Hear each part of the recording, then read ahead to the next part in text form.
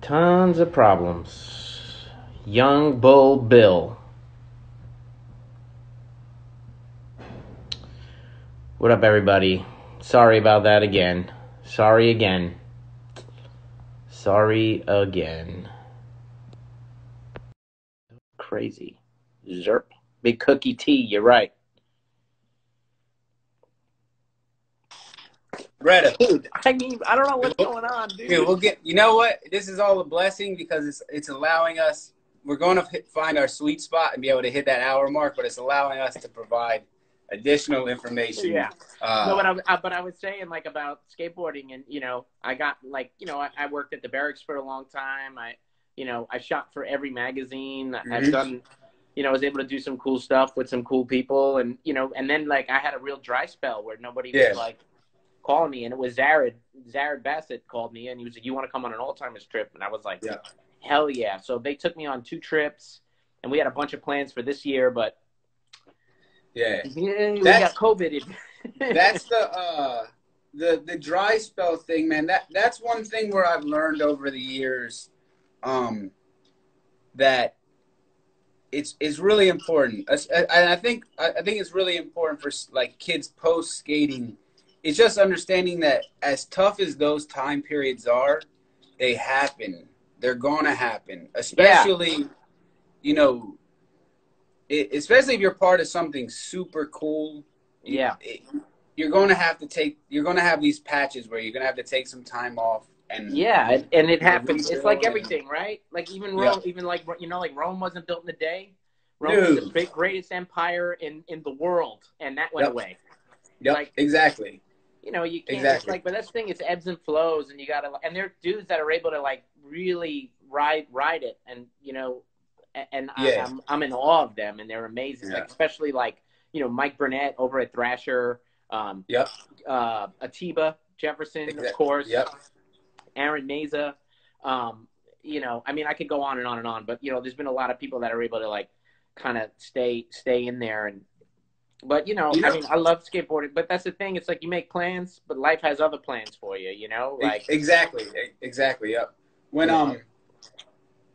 even like somebody like Stevie, man. When I look at like the fact that Stevie, I think Stevie's a year or 2 older than me, but he was around for years prior to me ever showing up. Just seeing DGK, and every now and again we get a fucking glimpse of like his skateboard talent with his busy schedule and his family, and he still has businesses going. People are still checking in with him to get things going. It's there's certain people that longevity is just like I love Stevie. I remember meeting Stevie. He came to New York. Like he didn't really have like a lot of sponsors at the time. Like I didn't think he had money. I remember giving him money. I gave him money to like take the train back to Philly. You know what I mean? Like, and I was shooting photos of him that, I mean,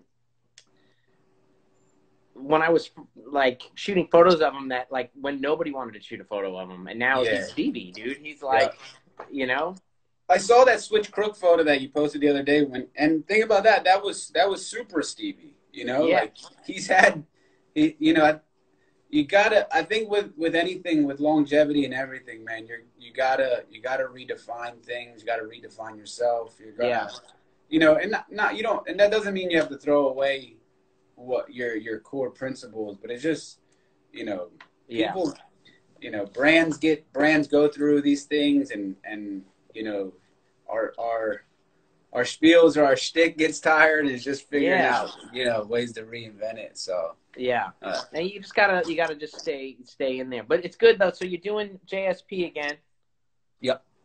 And that it's been really cool because it's allowed me to do things with both in skate, and it's allowed me to pivot and do some things that are more fashion based, and it's nice to be able to take those fashion things to skate, but it also feels really good to go do these fashion things as the skate guy. You know what I mean? Because that's it's being able to show them these principles and ideas that I grew up on that mean so much to me, and also being able to tell the people that inspired me growing up that Yeah. yo, this fashion thing might be so disconnected from you, but you were the inspiration for me growing up to make these ideas. But I mean, At, there's a big connection between 2020. skateboarding and fashion. Like we were talking about, I remember I was doing this with somebody else. I don't remember who I was. I think it might have been Benny Gold. But we were talking about like Virgil Abloh, who does Off-White, you know, like he was a skater, you know? Like, Yo, that. I have a funny story. So when this was ice cream time, we go to Chicago, and Nino, the team manager and brand manager of ice cream, is like, he has a kid that works with Kanye. We're gonna connect with him. Virgil's driving around us little hoopty Honda or whatever. Right. About a year later, we go to the Glow in the Dark tour at the Staples Center, and I think that was right when Virgil had started working with them, and I remember sitting backstage with him, and every celebrity under the sun at that point was there, and walked right past this guy, and it's just me and him sitting there talking. Yeah. And then so fast forward some years, and it's like, yo, this guy's arguably one of the most famous people in popular culture and fashion. Yeah. And I remember sitting there, and everyone's walking past him. Now, if you put him in that same room now in 2020, but going back to the skate thing, he was at a Diamond release. I remember I posted Stevie's Wheels of Fortune. Yeah. And I remember, and I walked in, and that was the first thing he brought up, was like, yo, that Wheels of Fortune was like one of my favorite parts. I'm like, yo, that's one of everyone's favorite parts. Yeah. Man. Like, but I just thought that was really cool, and you know, I know he's taken a lot of shit recently because of at the installation in Chicago. Yeah. It had a photo of Shiloh, and it was it was Shiloh, correct? Yeah, it was Shiloh. It was the cover of Big Brother. You know, I think the one thing that is that a major error? Yeah, absolutely. Yeah. Does the guy got a billion things going on? That yo, one thing, some things are gonna slip through the fucking crack. And I'm not saying we all, and you know what? We all make mistakes, man. You know, yeah. So yeah, I mean, it was definitely a major error, but still, like even like homie Diaz is on here too. What up, homie? He was just saying how like that Off-White logo looks a lot like the 8th Street logo, and it's kind of like, and it's you know what I mean? It's like an upside down 8th Street logo, but it's kind of fresh because it's like skateboarding has been taking logos forever. You know what I mean? It's so part of like the culture. Like you remember those that Jason Lee board? It was like the Burger King Jason Lee. Oh yeah. You know what I mean? Like so, you know, it's part of it's like it kind of makes sense to me to see it. But what I trip out on are like those like Balenciaga sneakers that look like Osiris shoes and like old DCs, and it's just that like all-timer graphics. Did you see the all-timers board graphic? Dude, the shoes are like shooting at something else. It's the funniest shit.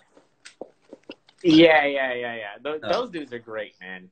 But yeah, you know, let's get into even homie Diaz. It has been a cycle of recycle within our culture. But that's But that's everything. You know what I mean? Like bell-bottom jeans are out, and then they come back in, and then like tight jeans are out, and then they come back in, and then baggy jeans are out, and then they come back in. You know?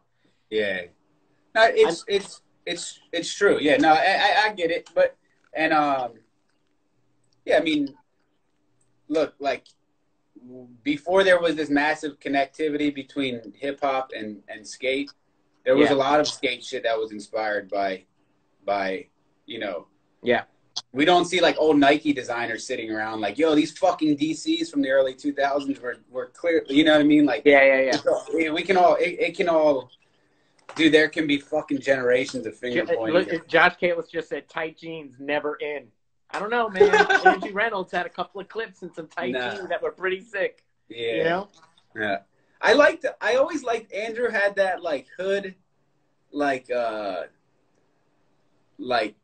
Midwest look with the tight jeans with like a big wrap tee and a big fitted, and then like the big bulky Americas. Yeah. I always thought that was an interesting look. Yeah. But, hell yeah. Andrew was. He's still the man, you know? He would come to Philly. Dude, that guy, he flew to Philly just to frontside flip the fountain. I don't think he touched his board that trip. Yeah. But, yeah. Probably not, you know.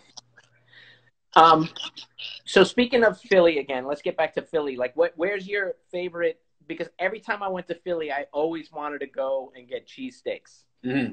Like, if you're, there was never a time I didn't get a cheesesteak when I went there. You know? man, I'm gonna get killed for this, but honestly, my favorite one is Jim's on 4th and South. Jim's was good. I mean, there was Jim's, Yep. there was Ishkabibbles. Ishkabibbles is good. Their chicken cheesesteaks were fire.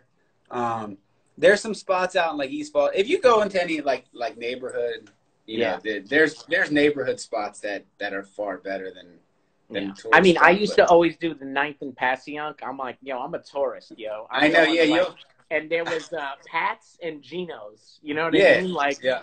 But the lines for those were insane. You know? Yeah, they're nuts, man. They're nuts. Geno's printed a T-shirt back in the day that said, "This is America. Order in English." Oh, really? So for anybody watching, just keep that in context anytime you visit the city. See, you know what? I'm glad to say I was a Pat's guy, not a guy. Pat's is the way to go. Yeah. I always did Pat's, dude. Like you get a whiz wit. It was like the greatest thing ever, dude. You know. Let's see if we got any more questions. Steve's is good. Here, this is from Nick Green. Real talk. Do we give Sweatpants credit to Jimmy or Rob Welch? No, that's Rob, man. That's Rob and Josh all day. Those are the guys, and that's what. Yeah, I try to make it a point, for people to understand that like that those are the guys that inspired me, and you know those were the dudes I wanted to skate like, dress like, be like. So everything with JSP is inspired by them completely, man. They were my heroes before I even got to meet them. And I mean, Rob definitely rocked sweats. Yo, can you get? Josh can I ask you heavy sweatpants, dude? Look, can I ask you a question? Yes. Can you give us the breakdown of Rob's switch tray flip over the Banks wall, because you shot that sequence? I did. And I kind of feel like it was in the Transworld video. You know, that was one of the hardest things to skate. And I feel like that trick. Story. Yeah, the whole story. Give me I think the story with that is the whole breakdown. Josh, Rob was in New York, right? And this is Mad Circle Rob at that too. Mad Circle Rob. He wasn't even pro yet. Yeah. He was AM for Mad Circle. I even want to say he was wearing DCs that he got from Keith Huffnagel. Okay? Gotcha. Yep. So, Josh just said he's wearing sweats right now. Yeah, see? Yeah, but anyway, I heard he was trying it, right? And I saw him the next day, and I was like, yo, I heard you try and switch 360 flip over the Banks wall. He's like, yeah, I was trying it. He's like, I want to try it tomorrow. I go, well, he's like, I want to try it today. I'm like, well, let's shoot it.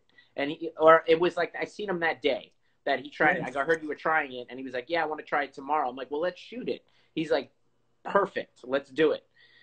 So we met up the next day, and he was like, I'm just going to try it a couple of times. And I was like, all right, cool. Because I went to go shoot a photo of Jay Maldonado. I was like, I'm going to go shoot a photo of Jay Maldonado, and then I'll come back and we'll try it, you know? Another New Yorker that I grew up looking up to. Yeah, Jay Maldonado's the man. Dude, Jay Maldonado. Anyway, hold on. Let me. Right. So anyway, I shot a photo of Jay Maldonado, and then I came back, and Rob was, you know, he was throwing them over the Banks wall, you know? And I was like, listen, because I was shooting film at the time, you know? I was like, you know, I think I had like 12 rolls of film, 15 rolls of film, whatever I had, you know? I was like, look, this is how much film I got, you know? And I even had this roll of film that was like this weird cross-process film, you know? Mm-hmm. And I was like, all right, I'll throw this roll in first, you know? And I'm like, all right, are you ready? Should we just start trying it? He's like, yeah, let's just try it and see what happens. First attempt at the sequence, first try, he does it. Get out of here. One try, yeah. Like literally. One roll of film, one try, and we get it. And then, like, at the moment, like, literally, like, within 10, 15 minutes after he did it, Ted Newsom was living in New York, who was the art director for Transworld at the time. He was laying you just gave him the roll right there? Yeah, I was like, yo, I had the film in my hand. I was like, yo, grab this right now. Rob Welch, switch 360, flip the Banks wall, and he just took it from me on the spot. developing. Damn. And it was in like one of the very next issues of Trans World. Yo, that little piece that you said that like, all right, I have this roll of film and I got to get it to this guy. That process, man, that's one thing that I feel, you know, I understand that kids nowadays, the generation, what they get out of Instagram and social media. Yeah. But that part is something that I wish they also to have, and to understand what it meant to get into the mags and just that time period between, like, I landed the trick and, like, you never know if the film was going to come back fucked up. Yeah. If they get lost in the mail, maybe the editor didn't fuck with it. Yeah. You know, there was so many things in that process that led to you. You know, when you got into the mag, it was like, damn, like this was like fighting a fucking a war, you know? So yeah, and it was, I even remember I was talking to Dimitri about film, you know, because it was like, you shoot the photo when you shot film, you know, like, did you get it? You're like, give me 2 hours. Yeah. Call me 2 hours. You know what I mean? Yeah. Like, you know. And especially the art, like our era skate is like, when I got to meet people like you, you know, I've been seeing these names. You see these names in the corner of the photos. Yeah. But you guys were like fine artists to me, you know, and that's why today anything that I do have documented, whether it's you, you know, I have one photo with O'Mealy. That one sequence means the world to me. You know, the one photo I have with you means the world to me. Because these were times where I was like, when am I ever going to connect with these guys? These guys shoot the best skateboarders ever. Yeah, you know, and that was a long time. That Switch Ollie photo, I want to say that was. That was Zoo, so like 2003, 2004. Yeah. You know, so, fuck, that was weird, man. The Zoo era. That was a tough thing because obviously I knew all those guys that were skating before, and then I felt like my stomach was ripped out of me the day that I heard that we were leaving Aesthetics, and there was no choice. It was like, look, these are the guys that put me on. You know, it's a business thing. It has nothing to do with you. So you're either going to get down with it or not. But the best thing to come out of the Zoo thing was having the opportunity to meet Harold. I got to go to Europe with Harold for like 30 days, and me and him just clicked and bonded. I'm sure like anybody that's new, Harold was always fun. You know, getting to see Zared, but he was always fun. Oh yeah, hell yeah. Getting to see Zared skate in person was like nothing I'd ever seen before. You know? It didn't matter where it was, what it was. We were in Germany. We were walking home from some crazy like Berlin club situation, 5, 6 in the morning, and there's this like 3-story, 2-story drop in. There's like some weird fucking building, and he switched tail dropped off it. It literally, like, we hadn't slept all night, beer, whatever, you know. But he was like that every day, and I was like, I never seen Costin skate. I got to imagine this is what it's pretty fucking close to. Yeah. It's Brian Brown. You know what? Even, like, speaking about Costin, it's so funny. I remember we were in the old barracks, and I was in there with, like, Daniel Castillo. It's like the old barracks, and they had, like, this hip by the door, you know? Mm-hmm. And it was when Corey Kennedy, I remember that hip. Yeah. It was like Corey Kennedy and like Shane O'Neill, like when they were kids. You know what I mean? Like they were kids and they were doing these really rad tricks on like the ledges, you know, like it was dope. And like me and Daniel, like, damn, these kids are good. And then Eric Costin shows up, you know, and he's pushing around the park and he does like a huge, perfect, beautiful, amazing, like nollie cab over the hip. You know what I mean? Like Caballerial over the hip. Like, it wasn't even remotely as hard as anything those kids were doing. But I remember going to Daniel, I'd being like, man, like, these kids are good. But that right there, that's a professional skateboarder, dude. That is what it's supposed to look like, you know? And that's why guys like Eric and Zared are like, if you look at Zared's footage today, it's fucking it's remarkable still. You know what I mean? Like, there's some guys that are just like, we all love skating. We all give our life to it. And if we're lucky enough, we get to do it on a sponsored level. But some guys, man, you can just tell, like, this is what they were meant to do. Yeah. Like, as a career. Like, they can just keep. Like day one. Yeah, exactly.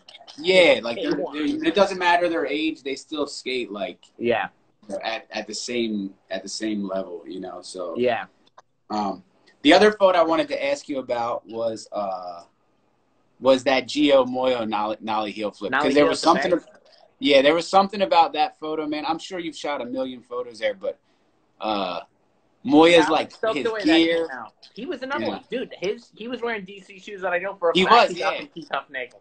Yeah, I know for a fact, because we would go to the banks all the time, and there would always be a lot of different people there. And then Gio was doing like nollie heels on the bank, and I mean, you see RB in the background of that photo, you know, and it's like, I think that's the best photo, because I went out with Gio Moya a lot, and he was home. He was boys with Rodney Torres, and I used to go out with Gio all the time, you know. Yeah. But that photo of Gio, like, yeah, it's kind of like he's wearing that soccer jersey. And, it was fire. You know, but the thing is, it's like when I shot it, I didn't think too much about it, you know, and I think it was in a Transworld, maybe. Mm-hmm. It was Transworld, yeah. It was Transworld, you know, and a lot of people hit me up about that photo, like, nowadays, you know, saying how much they love it, and it's been. Do you still have the film or the? Yeah, I got it. I got to dig it up, dude. I've been like, because that's one of them. I would, if you were selling prints on GiovanniReda.com, that would be the first one I would purchase. Well, Jimmy, if I make a print of that, I will give you one. That's a promise. All right. I'm going to hold you to that. I got to dig that slide up, because people have been asking me for it. So I'm gonna make some prints of that, and I want to give one to Gio too. And even like he was wearing, and I think it's a Mexico soccer jersey he's wearing. You know. Yeah, you know, Gio's he has one of the best hashtags on Instagram. What is it? Because he's always doing family stuff, and I think that's amazing. Yeah. You know, he's like not playing like the cool guy Instagram card at all, even though he could, because he has the roots and the pedigree for this shit. Yeah. But it just says "raise your kids," and I'm always like, yo, whenever I see this posting, I'm like, I'll just put my phone down and like go pick up a book with Amelia. Like, yo, But, all right, next photo. Speaking of Rodney, is front blunt kickflip on those Lego legends. The sequence that you shot. How did that one go down? I mean, Rodney Torres is like a very talented arguably one of the best East Coast skateboarders, so good, and most underrated ever. Yeah, he's so good. And I remember like going to like spots with Rodney where he's like, "Oh, I want to backtail this," and I'm like, "Dude, dope." You know, like that's gonna be a sick photo. Like, you know what I mean? Like, yeah. And then like it will be like a bust or something. You know what I mean? And I'll be like, "Listen, I'll set up the flashes quick. Try one. Like, I'll set up, try one, and then I'll shoot it." You know? And it was like, he's like, "Awesome, great idea." You know? Yeah. And then like, we'll get to the spot and he'll try one back tail, and I'm like, "Cool, like this is gonna work, you know, like let's do this." And then he'll be like, no, I want a 360 flip, crooked grind it. And I'm like, yeah. What? You know? Yeah. But yeah, I think I went there with Rodney a few times, you know, and he, you know, I think because he was talking about doing it. And it was a rhythm ad.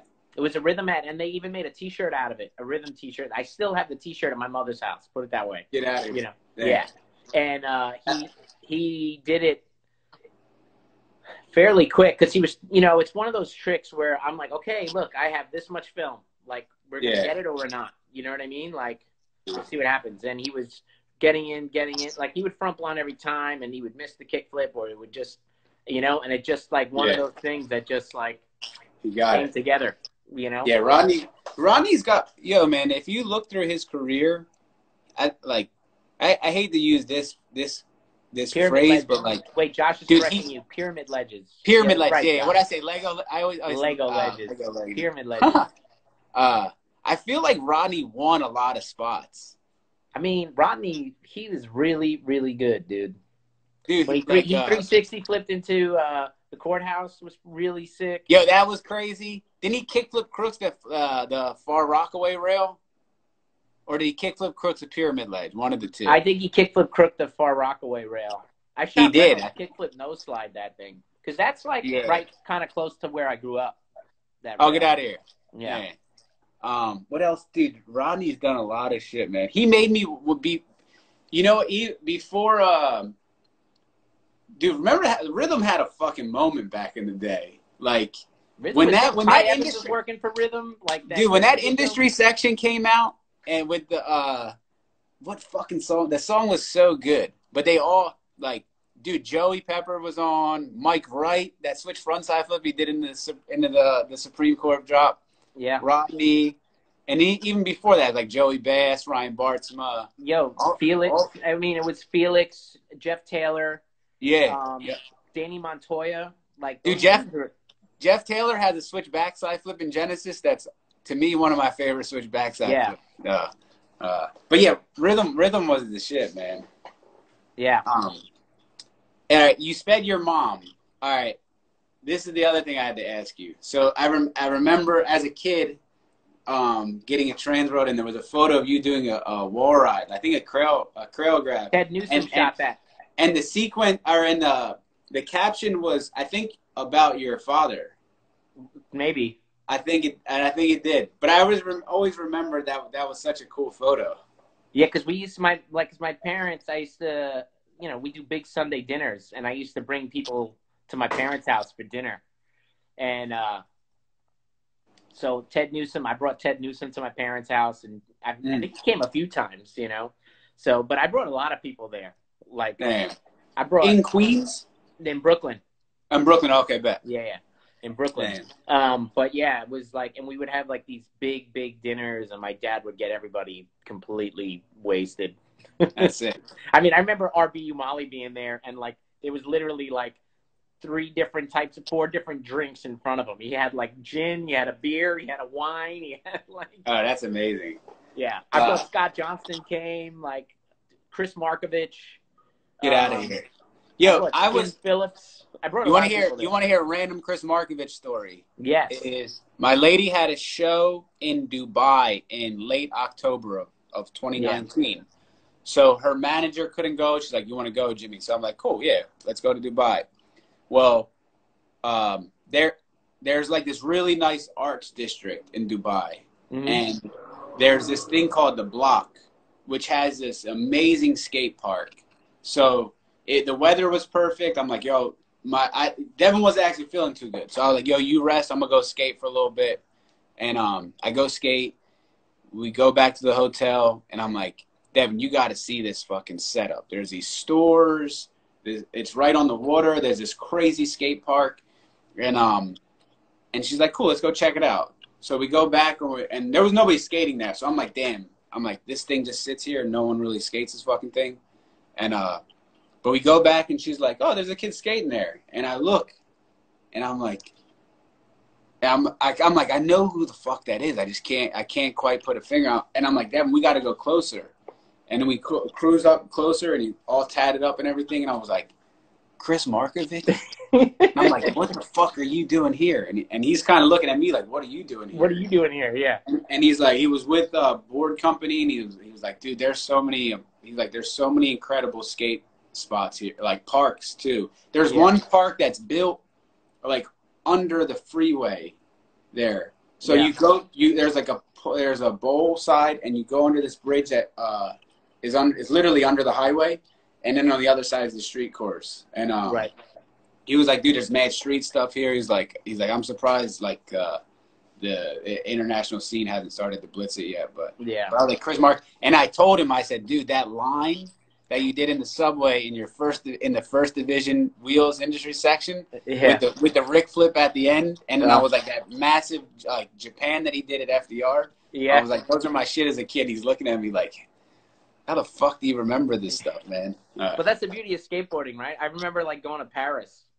Yeah. It was like, I'm going to Paris. Like, found a cheap flight, flew out there. Literally, I went to Bercy and sat there till somebody showed up that I knew. That's like, crazy, what are you doing right? here? I'm like, I'm here for like a long weekend, shoot some photos, go skating. They're like, come on, stay at my house. Like, you know what I mean? That's the beauty of skating, like.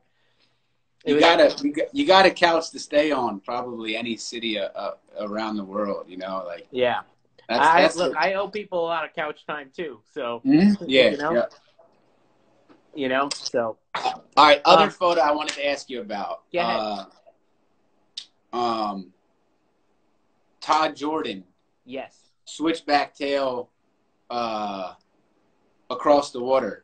Oh, you shot the Felix back lip too? Felix back lip that. So you shot both of them? Well, when I shot Todd, that was like maybe like a week after 9/11. Yeah. And like, I don't Josh have the is photo. funny, man. Yeah. But it was like a week right after 9/11 because you used to see the towers right there. And it's crazy too because even in the photo, if you look between these two little buildings, there's this little white speck in there. It looks white. It was still smoldering, you know, like fuck. It was still, really gnarly. And I just remember like there was that flag there and all like all the candles. I even have photos of everybody that we were with, like standing on the railing, looking across, you know? But yeah, that photo of Todd is probably, I mean, I shot a lot of photos of Todd over the years, but that one of Todd is like the most special because it's very like, because I wasn't really good at like marking dates and stuff on my photos, you know? I'm always like, I know what year it is, like a jerk, you know? But like that one is very particular. I know, you know exactly the month, the year, you know what I mean? And even the date, you know? Yeah, that was a good one, man. Yeah, I shot Richard Mulder, nose blunted it. That was like a Stussy poster, you know? Oh, no way. Anthony Correa switch crooked it. He did switch crooked, Yeah, that was in a Big Brother article. Yeah. Big Brother interview I shot, you know? Yeah, that was a good one. Yeah, all of those photos, man. I remember all of those shots like pretty crystal clear. It's like they just something about them, whether it was the skater, just the composition of the photo, you know, whatever. There were just so many interesting things that like, just always stuck with me, you know. So. Yeah. Here, let's do this one last question because we're kind of wrapping. We're getting to an hour. In your opinion, what's the most iconic moment in skating history? In my opinion, fuck. This is a hard one, man, because there's a lot of ones that mean that, like, for personally that are for me that mean a lot. You know, as like a kid, like I remember getting Trilogy, and like just this compilation of like all of these incredible dudes, you know. And I was going to sound like a homer, but obviously but I think it translates to everyone. But honestly, just seeing what Josh and Stevie did at Love Park, man. And I say this, and this is why I say this, is that it allowed, dude, so many people thrive. When you can, when your actions can allow so many other people to thrive, like, and not actually, you're not actually doing, it's just you doing you, brings so much light to so many other people that, you know, you can't, there's no money that can pay for that type of thing. You know what I mean? And I speak from a personal standpoint. Yeah. You know, look at all the look what it did for Alien, for Habitat, for DC, for DVS. You know, like so many companies thrived off of this one block, you know. And I know exactly what you're saying, you know. I remember like we were getting like kicked out of a spot and I was in Miami and I was with Felix, you know.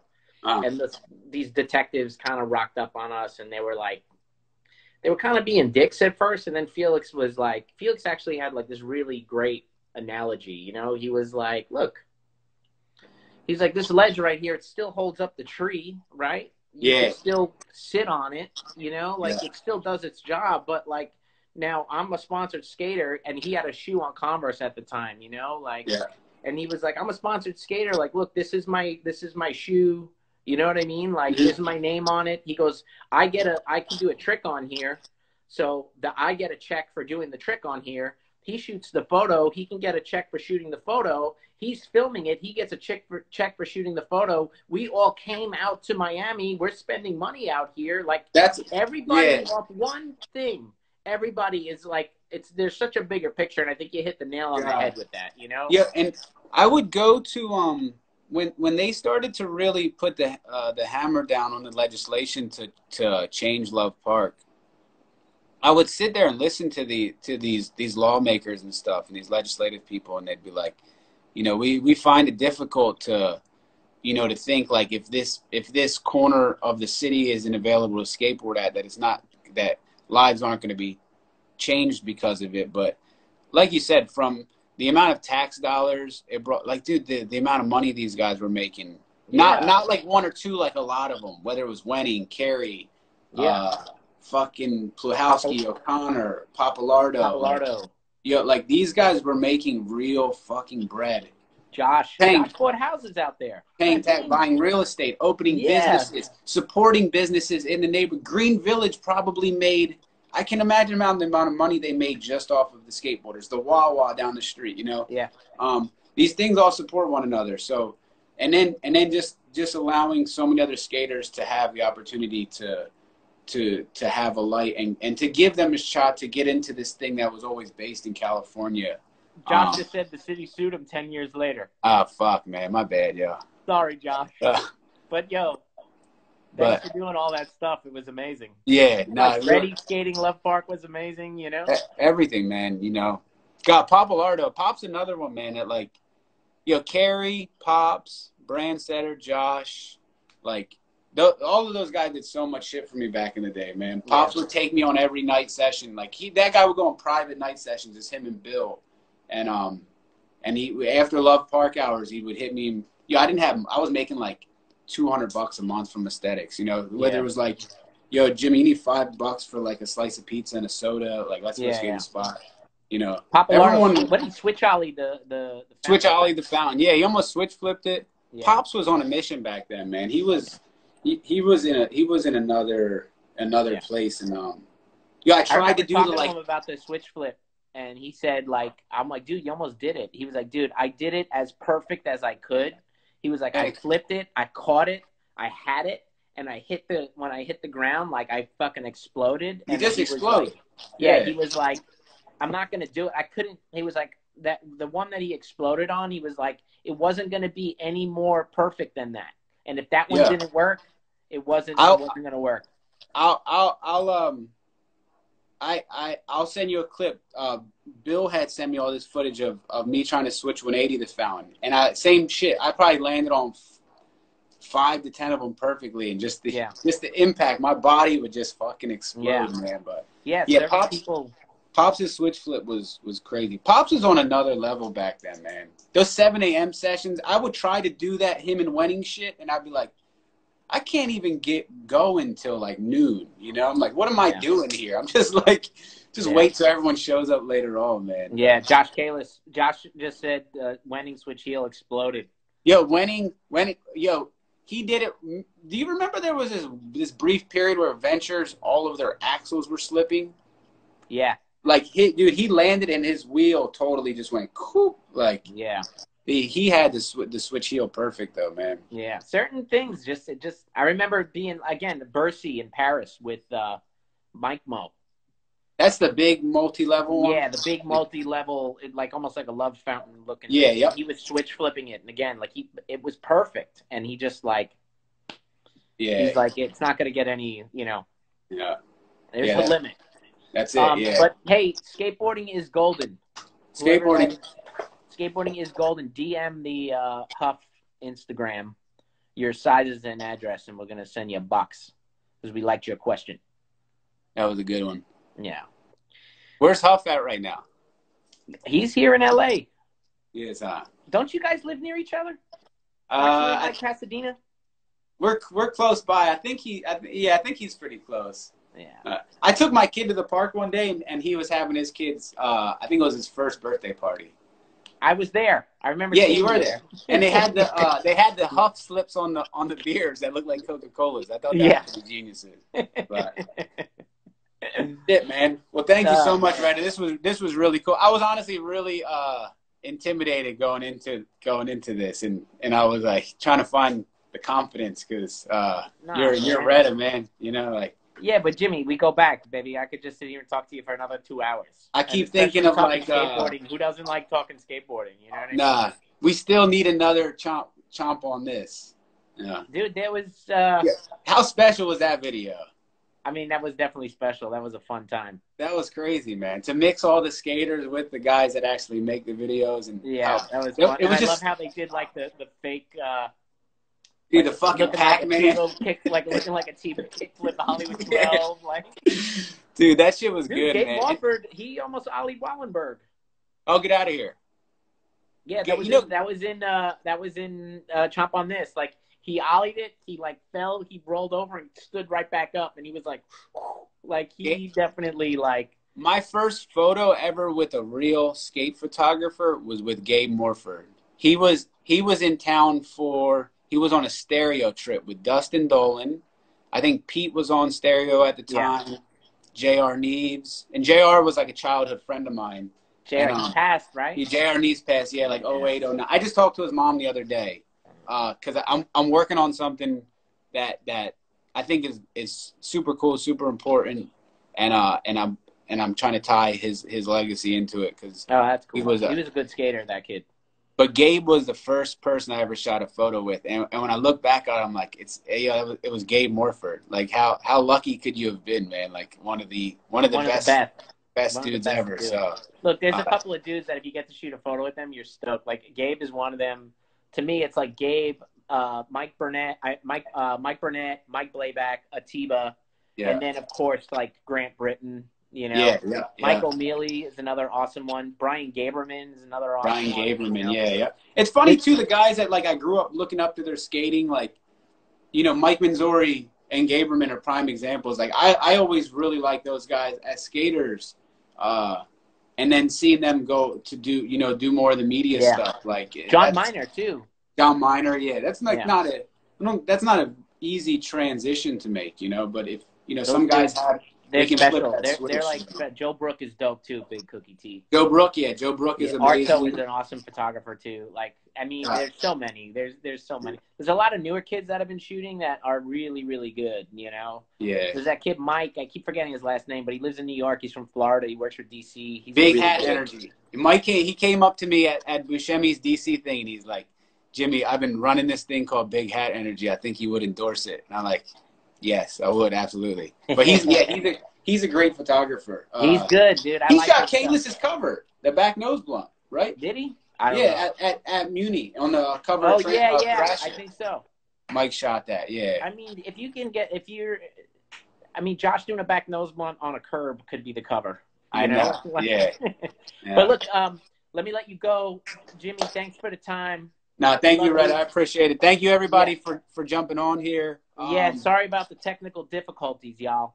Nah, it's all good. And, everyone stay safe. I know this is a difficult time. It's fucking been hard for me. I won't even lie. It's been hard for me. There's days where I'm like, I just want to, I'm used to just getting up and going. And, you think about your businesses, you think about, your family and friends and loved ones. And I hope everyone's cool, and everyone that has family that's been affected by it, my heart goes out to you. If you have family that's contributing to the livelihood of everyone, thank you. We appreciate you guys. And thank you so much, Reda.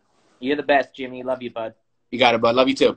And I'm going to shoot some photos for Jimmy Sweatpants. I'm going to call you about that later.